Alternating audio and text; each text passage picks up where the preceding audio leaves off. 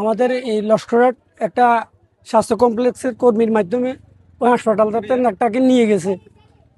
ওই হাসপাতালে নিয়ে যাওয়ার পরে তারা অপারেশন করছে গত পরশুদিন, শুক্রবার দিন রাত 10টায় অপারেশন করছে। অপারেশনের মাধ্যমে কী হয়েছে, কীভাবে অপারেশন হয়েছে সেটা তাদের ব্যাপারে আমরা জানি না, তার গার্ডিয়ানদেরকেও তারা জানে নাই।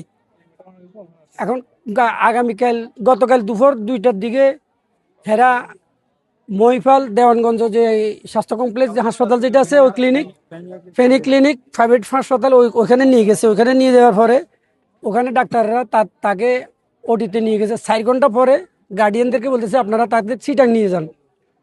এখন চিটাং নেওয়ার পথে উনি মারা গেছেন। তো আমরা তার এই ওই হাসপাতাল প্লাস ওই ডাক্তারগুলার বিচার চাই। বেতনবিহীন এই সমস্ত হাসপাতালগুলোর থেকে এই হাসপাতালগুলো যেন বন্ধ হয়।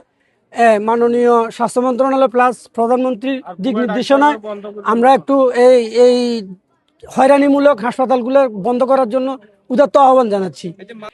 বাংলাদেশ স্বাস্থ্য মন্ত্রণালয়ের অনুমোদন প্রার্থনা করতেছি যে মানহীন চিকিৎসক, রেজিস্ট্রেশনহীন চিকিৎসক যেন এই সমস্ত হাসপাতালে না থাকে, আর এই সমস্ত হাসপাতাল যেন রেজিস্ট্রেশন মুক্ত হয়। আর যেগুলো রেজিস্ট্রেশন মুক্ত হাসপাতাল, ওই হাসপাতালগুলো যেন অগ্রাধিকার পায়। আমরা মাননীয় মন্ত্রী মহোদয়ের কাছে এই আবেদন। আর আরেকটা জিনিস, আমাদের সরকারি যে সমস্ত হাসপাতালে এই সমস্ত ডাক্তাররা আছেন, তারা যেন সরকারি হাসপাতালে থেকে এই সমস্ত অসহায় রোগীদের চিকিৎসা দেয়, তারা প্রাইভেট ক্লিনিকে যেন না আসে।